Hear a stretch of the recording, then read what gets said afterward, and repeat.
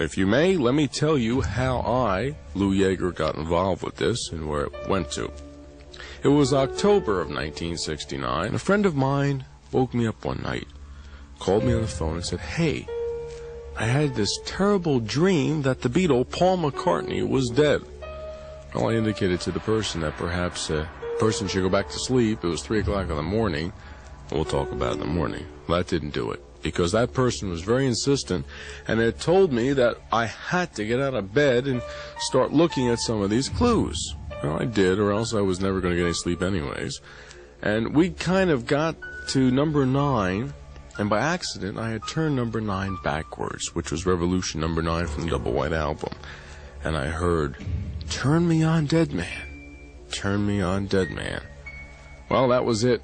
My appetite for clues became insatiable. And a committee was formed at Hofstra University in Hempstead, New York. And we began to tear the albums apart. 3 days later from this phone call, we got on a talk show on one of the leading talk radio stations in New York, and I said, "Ladies and gentlemen of New York, Paul McCartney is dead."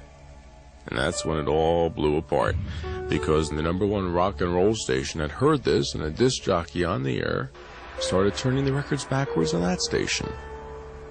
That station was the flagship station for ABC. The station we're talking about is WABC. And the jock we're talking about is Ropey Young in New York. It is 22 before the hour at 1 o'clock, WABC chime time. I just got a call from Georgia. Now, this doesn't mean a heck of a lot, except for the fact that the other night I got a call from Indiana. And the whole thing is about one thing. The fact that there's something very strange about the Beatle Paul. The fact that the Beatle Paul may be dead.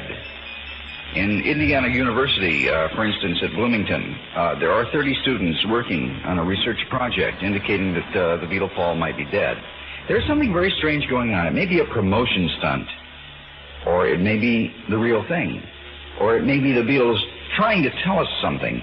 I don't know what it is, but I do know this. There is something there.